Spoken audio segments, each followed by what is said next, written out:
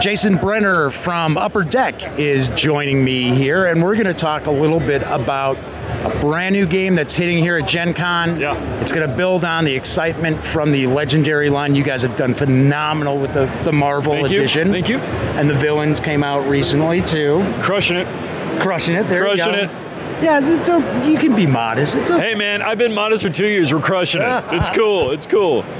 So the new Legendary is Encounters. Yeah. And it is based, correct me if I'm wrong, Sure. on the Aliens franchise. Absolutely correct. 100%. Yep. Based on the Alien franchise, but it's a different game than Marvel Legendary. There's some similarities in there, but gameplay-wise, it feels different, looks different, plays different. It's very rich in the alien lore, very thematic, which means when you play, you're going to be really scared, which is something you don't get in the Marvel side. Marvel side, you feel heroic and you feel awesome and you feel great.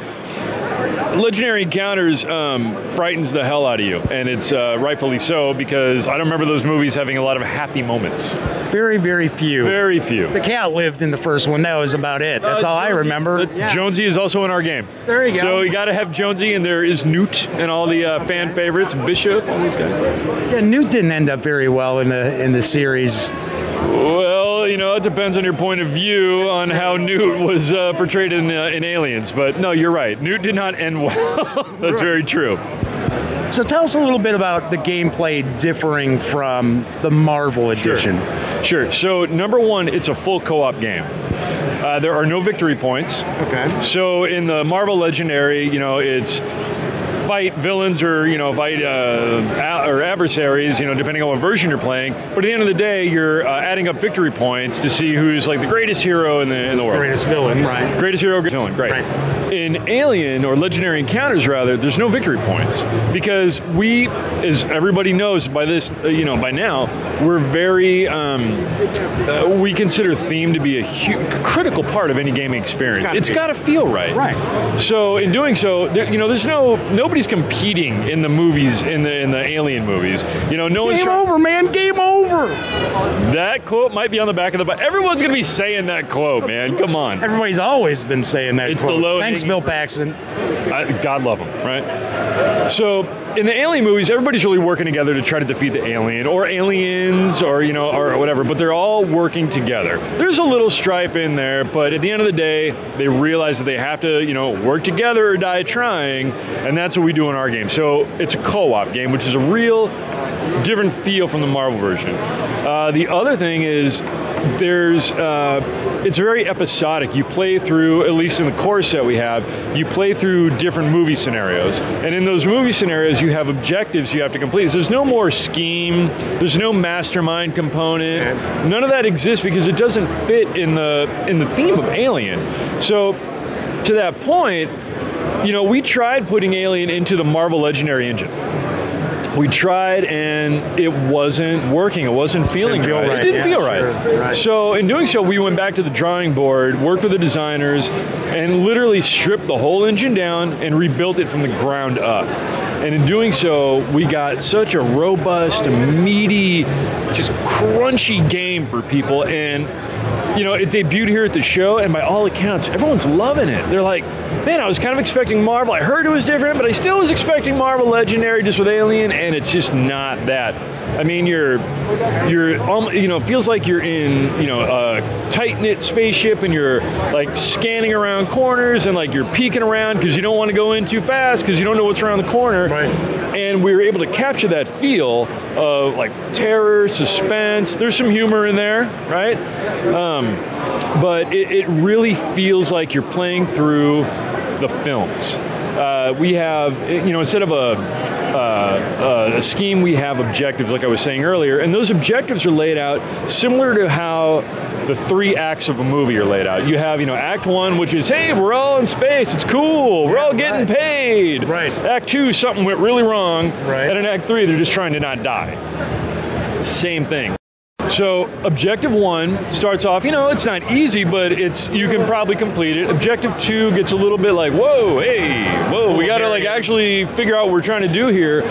And by the time you get to objective 3, it feels like, the climax of the film where things are tense, it's getting crazy, and if you accomplish it, man, it's like a real sense of, we did something here. There's people breathe, I've seen it, they're breathing a sigh of relief when they beat the game, because you will die in this game. Yeah.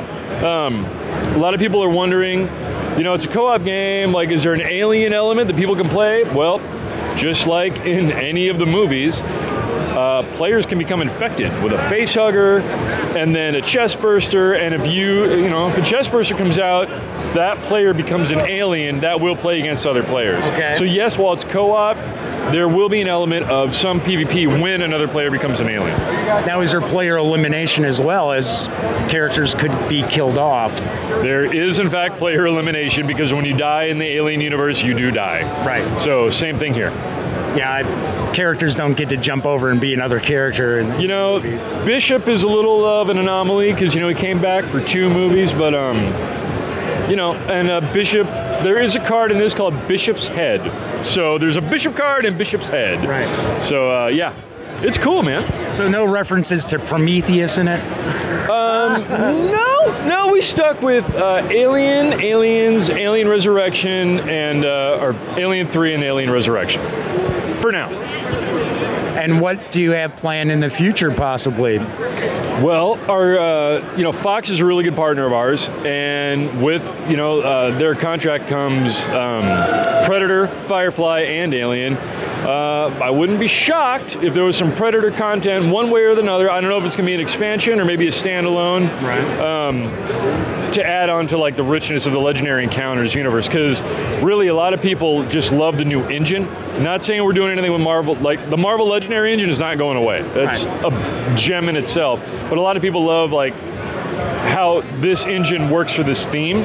So yeah, I wouldn't be shocked if you saw some new content down the road.